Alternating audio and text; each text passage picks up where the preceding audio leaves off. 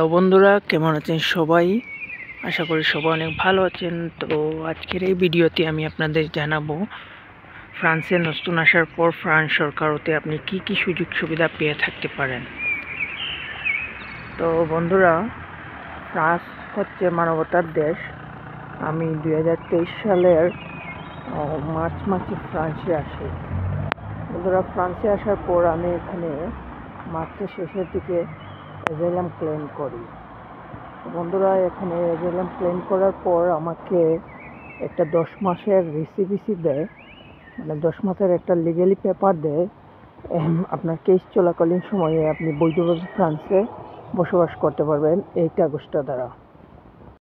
ফ্রান্সের আসার পর ফ্রান্সে যদি সরকারের আন্ডারে একটা সংস্থা আছে, সেই অফি যেটাকে বলে, তাদের আন্ডারে যদি থাকতে চান, তো তারা আপনাকে আপনার যে খাবার খরচ হিসাবে আপনার প্রতি মাসে আপনাকে 200 ইউরো করে দেবে, সাথে আপনাকে সরকারি বাসা দিবে, সাথে ফ্রি স্বাস্থ্যসেবাও দিবে।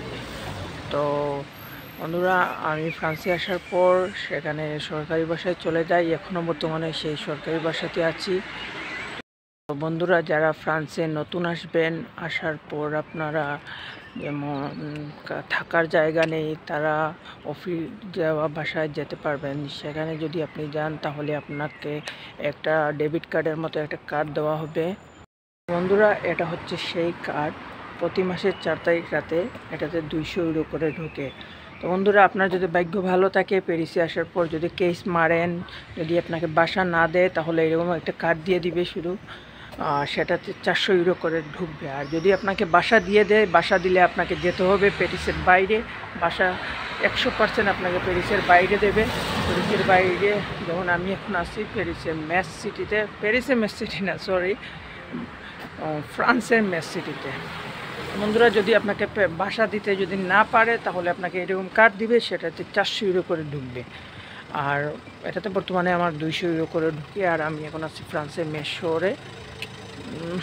বন্ধুরা, আপনি যদি নতুন আসেন, তাহলে ফ্রান্সে এখন অনেক চিন্তার বিষয়। ফ্রান্সে এখন অবৈধ কাজ করা অনেক কষ্টসাধ্য। আর যাদের ফ্রান্সে কেউ নাই, তাদের জন্য কাজ করা অনেক কঠিন। বন্ধুরা, আজকের এই ভিডিওটা এই পর্যন্তই। ভিডিওটা যদি আপনার ভালো লেগে থাকে, তাহলে লাইক করবেন আর ফলো করে পাশে থাকবেন।